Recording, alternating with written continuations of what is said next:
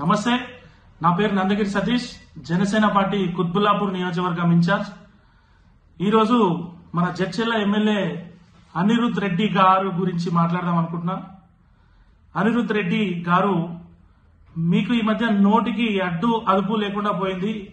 మీ నోటిదుల తీర్చుకోవాలనుకుంటే మీరు వేరే నాయకుల గురించి మాట్లాడితే చాలా బాగుంటది.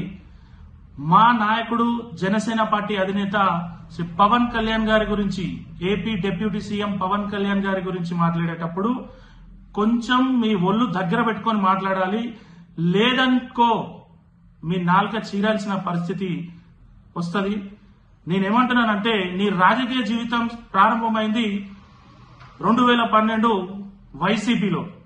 ఒక అవినీతి నాయకుడు ప్రారంభించిన పార్టీలో నీ రాజకీయ జీవితం ప్రారంభమైంది. ఇప్పుడు నువ్వు ఉన్నది కాంగ్రెస్ పార్టీలో.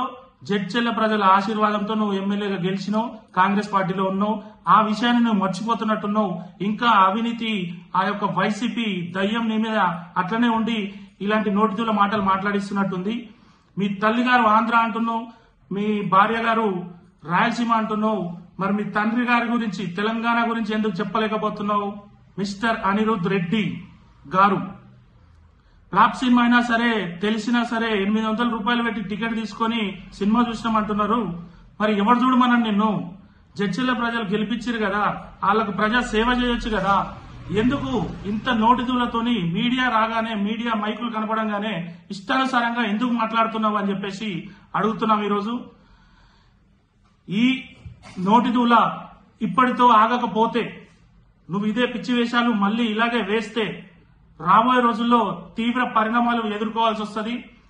నువ్వు ఎంత ఎగిరినా సరే కాంగ్రెస్ అధిష్టానం నిన్ను దేకదు. రాబోయే ఎలక్షన్స్ లో మళ్ళీ నువ్వు ఎమ్మెల్యే అయ్యే సీన్ అయితే నీకు లేదు. ఇప్పటికే 2 సంవత్సరాలు నువ్వు చేసింది కూడా ఏం లేదు జడ్చర్ల ప్రజలకు.